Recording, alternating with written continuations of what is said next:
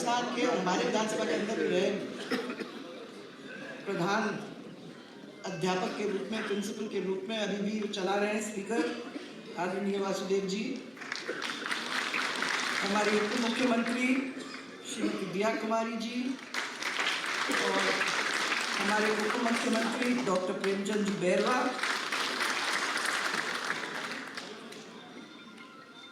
इस जयपुर क्षेत्र के मंत्री और हमारे राजस्थान के मंत्री पर जयपुर से श्री राज्यवर्धन सिंह जी, हमारी सांसद मंजू जी और राव साहब।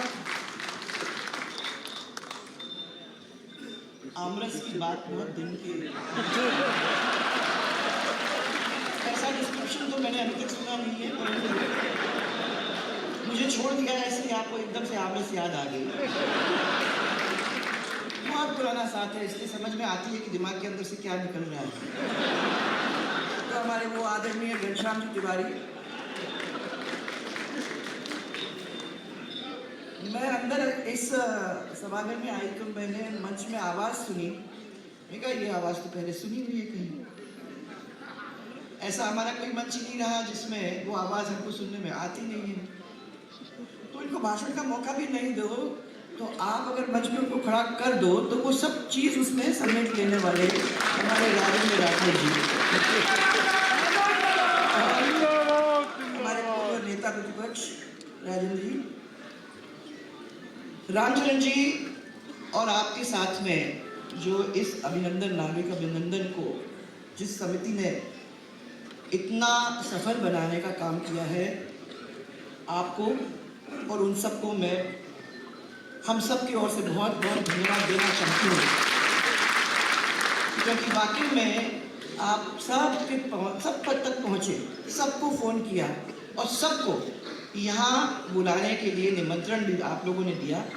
आज ये परिवार जो यहाँ बैठा हुआ है, इसकी छोटी सी शुरुआत होते होते होते आज इतना विराट रूप हमारे राजस्थान के अंदर उसने ले लिया है। वो ये सब जो आप यहाँ मंच पे बैठे हुए हमारे ओम जी भाई साहब, भैरव सिंह साहब और उनके साथ के सब लोग जिनमें से कई यहाँ बैठे हुए हैं, उनको सबको मैं धन्यवाद देना चाहूँगी कि भारतीय जनता पार्टी को बढ़ाने का काम यहाँ तक लाने का काम आप लोग सब ने मिल के किया। ये रामचरण जी, आपने इनको सबको बुलाया, सबको एक एक को और अपने ग्रुप के साथ सबको बुलाने का काम किया, उसके लिए आपको बहुत बहुत धन्यवाद। हमारे पूर्व प्रदेश अध्यक्ष श्री अरुण जी चतुर्वेदी जी और अशोक परिणामी जी और अभी अभी हमारे साथी थे श्री सीपी जोशी जी, इन तीनों का भी हमारा धन्यवाद कि भारतीय जनता पार्टी को आप लोगों ने अपने समय में अच्छी तरह से मजबूती देने का काम आप लोगों ने किया है। यहाँ के उप महापौर श्री पुनीत जी कर्नावत, डॉक्टर SS अग्रवाल और माथुर साहब के नागरिक अभिनंदन समारोह के अंदर जो यहाँ आए हैं, सभी लोग जो पधारे हुए हैं, हमारे परिवार के भाई बहन कार्यकर्ता और सब साथी लोग जो यहाँ आए हैं, उनका सबका हम यहाँ स्वागत करते हैं। ओम जी भाई साहब का मैं हम सब की ओर से यहाँ स्वागत करना चाहूँगी और मैं साथ साथ उनका अभिनंदन भी यहाँ करना चाहूँगी। ये आपकी योग्यता का परिणाम है कि आपको इतनी बड़ी जिम्मेदारी यहाँ मिली है और ये सिर्फ हमारे लिए नहीं, हम लोग तो हैं ही हैं, हमको बहुत अच्छा लगता है, परंतु ये पूरे राजस्थान के लिए एक गौरव की बात है कि आप जैसे व्यक्ति को प्रधानमंत्री जी ने यहाँ तक ले जाने का काम किया और हम उनको आभार देना चाहते हैं, हम सब की ओर से आभार व्यक्त करना चाहते हैं कि उन्होंने आपको राज्यपाल बनाने का काम हम सब की यहाँ आपका काम देख करके वहाँ तक ले जाने का काम किया है। आपकी जो राजनीतिक जीवन है पूरी तरह से कामयाबी रही। अब एक एक करके सब लोगों ने अपनी अपनी कहानियाँ सबके सामने रखने का काम किया है। भाई साहब, मैं उन कहानियों पे नहीं जाऊंगी क्योंकि मेरी कहानियाँ नहीं है। मुझे मालूम है कि बहुत सख्ती के साथ काम करते थे और मुझे याद है कि जब 2008 के अंदर राजस्थान में आप प्रदेश अध्यक्ष बने तो उस समय में मुख्यमंत्री था, तो बहुत सारे लोगों ने कहा है हमारा तो आपका था, भैरव सिंह जी की वजह से आपसे मिलना मिलाना होता था, परंतु वहाँ जैसे लोग होते हैं सब लोग अच्छी बोलते तो नहीं है ना। तो कुछ लोगों ने आके मेरे कान में कहा कि भारी भरकम आदमी है, आपके यहाँ आए हैं, गरम मिजाज के हैं और आपको इतना आसान नहीं होने वाला है। तो मैं आप लोग सबको ये कहना चाहती हूँ कि मैं उनको वैसे भी पहले जानती थी भैरव सिंह जी की वजह से भी, और हमारा भी लंबा साथ था, और मैंने इनके साथ जब काम किया तो मुझे तो ये महसूस हुआ कि ऊपर ऊपर से तो बहुत गर्म दिखाई देते हैं, परंतु अंदर अंदर से बहुत नरम आदमी है, और जब आपका साथ वो आदमी देता है तो पूरी तरह से साथ निभाने वाला आदमी है। यहाँ बहुत सारे कार्यकर्ता हैं, जरूर आप बताएंगे। या राजेंद्र जी ने भी बता दिया कि उनका नाम कैसे आ गया मंत्रिमंडल में। तो जब साथ देते हैं तो छोड़ते नहीं है।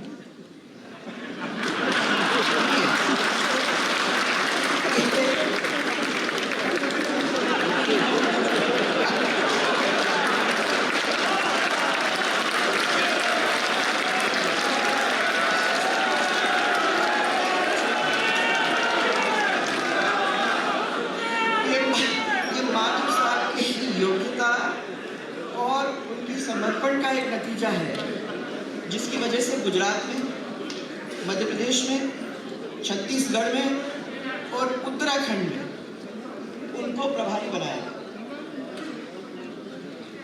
लोगों का इनके ऊपर, हमारी पार्टी के जो शीर्ष नेतृत्व था उनका इनके ऊपर पूरा भरोसा था कि हम किसी भी स्टेट में इनको भेजेंगे तो जो जैसे पार्टी चाहती है वहाँ के क्षेत्र में उसी तरीके का रिजल्ट लाने का वो काम करेंगे। तो 2 बार राज्यसभा के सांसद रहे, भारतीय जनता पार्टी के राष्ट्रीय महामंत्री रहे, हमारे राष्ट्रीय उपाध्यक्ष रहे, और विधानसभा चुनाव से पहले आपको याद होगा उनकी आम धारणा थी, यहाँ पर हम मिले भी थे, और आम धारणा थी कि ये इनको भेजा जा रहा है वहाँ छत्तीसगढ़ में होना जाना कुछ नहीं है, सबको मालूम है कि क्या स्थिति हो रही है वहाँ। हमने कहा उनको कि असंभव बात है, आप ऐसे क्षेत्र के अंदर जा रहे हो, परंतु उनने छत्तीसगढ़ में जाके कमल खिलाया और जो असंभव बात थी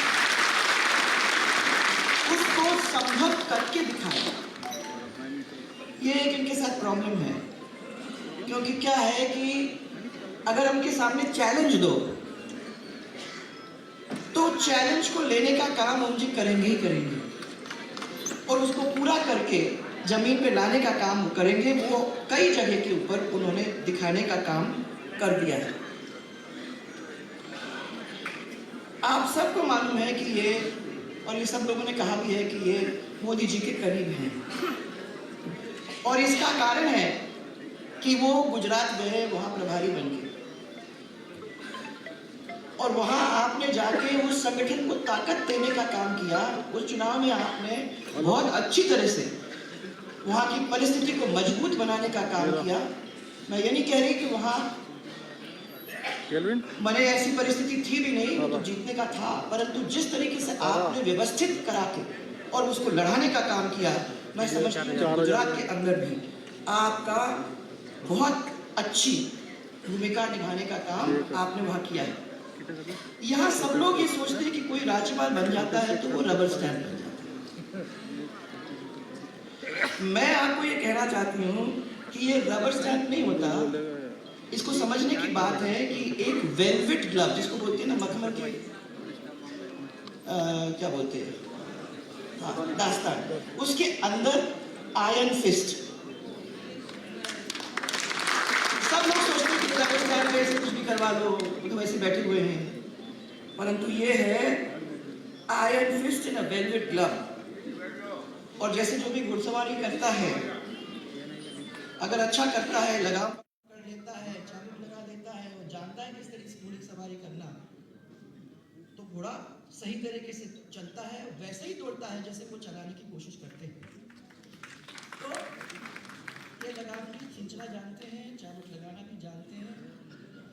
और मैं समझती हूँ कि जहाँ वो जा रहे हैं वहाँ वो रबर स्टैम्प बन के नहीं, परंतु आयरन फिस्ट बन के अपना काम करने में पीछे नहीं रहेंगे। अब कॉन्स्टिट्यूशन में राज्यपाल के जो अधिकार होते हैं उसका जरा विस्तार से उल्लेख है। ये आर्टिकल 200 है संविधान के अंदर, जिसमें वो कहते हैं कि बताते हैं कि राज्यपाल के क्या क्या अधिकार होते हैं। तो विधेयक को मंजूरी दे सकते हैं, विधेयक को रोक सकते हैं वो, और उस विधेयक को राष्ट्रपति के विचार के लिए वो सुरक्षित भी रख सकते हैं। 3 काम कर सकते हैं, उनके हाथों के द्वारा ही निकलता है कोई भी बिल हाउस में से। जब निकलता है तो दैट विधेयक को वो रोक भी सकते हैं और पास भी करवा सकते हैं।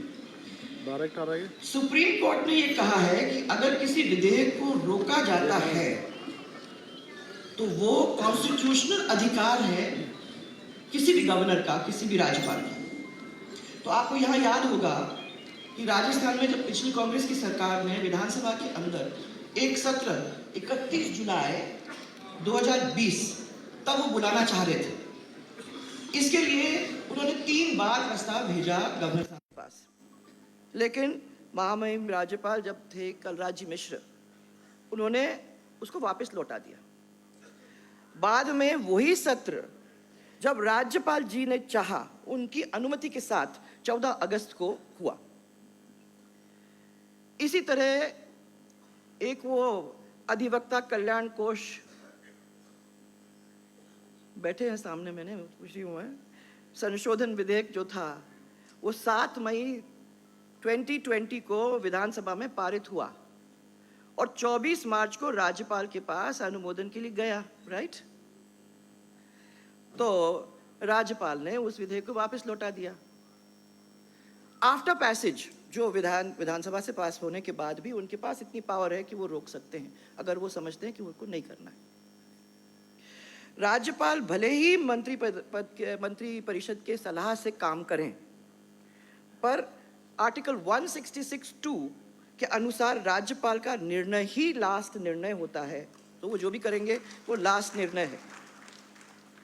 आर्टिकल 356 में राज्यपाल की सिफारिश पर किसी भी बहुमत वाले राज्य सरकार को निलंबित करना है किसी कारण की वजह से, तो वो कर भी सकते हैं और राष्ट्रपति शासन को लागू कर सकते हैं और उस प्रदेश के अंदर सरकार का पूर्ण अधिकार उनके हाथ में भी चला जा सकता है। तो आप जब ये सब बातों को सुनते हैं तो आप समझ सकते हैं कि गवर्नर के पावर, हमारे राज्यपाल महामहिम के पावर कोई कम नहीं है।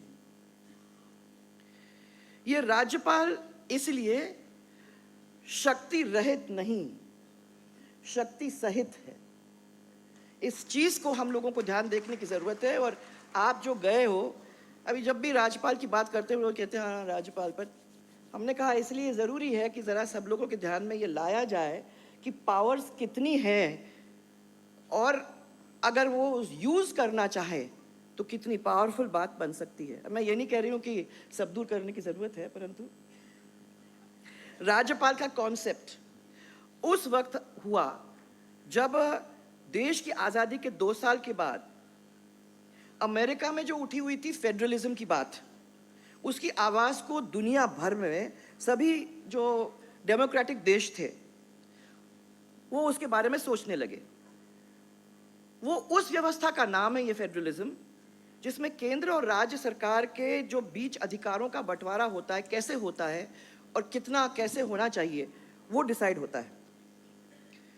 यह फैसला किया गया कि देश में राष्ट्रपति वैसे ही राज्य में राज्यपाल, ये अगर हो जाता है तो उसका फायदा गवर्नर, गवर्निंग का मतलब गवर्नर गवर्निंग करेगा।